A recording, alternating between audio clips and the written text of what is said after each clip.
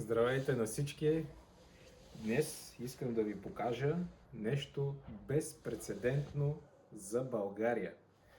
Това, което ще видите, ще бъдат вносни ябълкови подложки М9 Т337 с размери 9, 10 и 11 мм и ябълкова подложка ММ106 със същите размери и дължина от метър, метър и 10, метър и 20.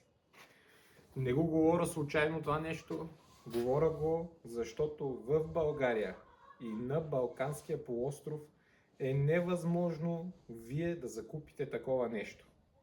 Пробвал съм навсякъде, естествено многото откази, невъзможността това нещо да се случи, ме доведоха до единственото решение аз да внеса лицензиран посадъчен материал от чужбина.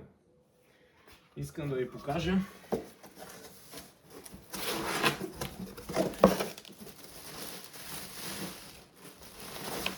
как изглеждат нещата. Така, това е М9. Може да видите за каква коренова система става на въпрос и за размера от над метър. Това нещо, както знаете, се посажда 10-15 см в почвата, на 15-20 см вие правите присадката приблизително. Според къде се намира присадката ви се определя и силата на растеж, която вие очаквате. От до година, 2027 година, най-вероятно ще пусна в продажба само и единствено защото в България няма откъде да си купите такива подложки. Но ще има предварителни указания за техните закупувания, минимално количество на покупката и вероятно ще е необходимо да се плаща капаро.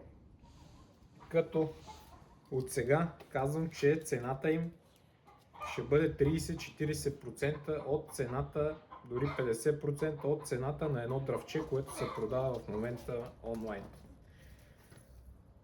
Както виждате, всичко е перфектно. Закупил съм ги за лично ползване и за подаръци на мои приятели. Така, това е М106. Може да видите за каква коренова система става на въпрос, като трябва да знаете и всички, които пазаруват, че повечето пъти вие не си купувате дори посадъчен материал в България с близка до тази коренова система. Който каже, че не е вярно, най-вероятно аз бъркам. Само може да видите за какво става на въпрос. Има различни методи за присаждане, за посаждане. Тия неща ще ги откриете после, ще ги споделя после с вас. Това е общо взето безпрецедентен посадъчен материал за България. Може да видите за какво става на въпрос. 25 см коренова част и 75-80 см над коренова част.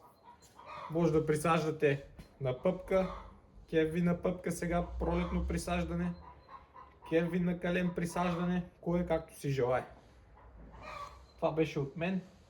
Всичко хубаво.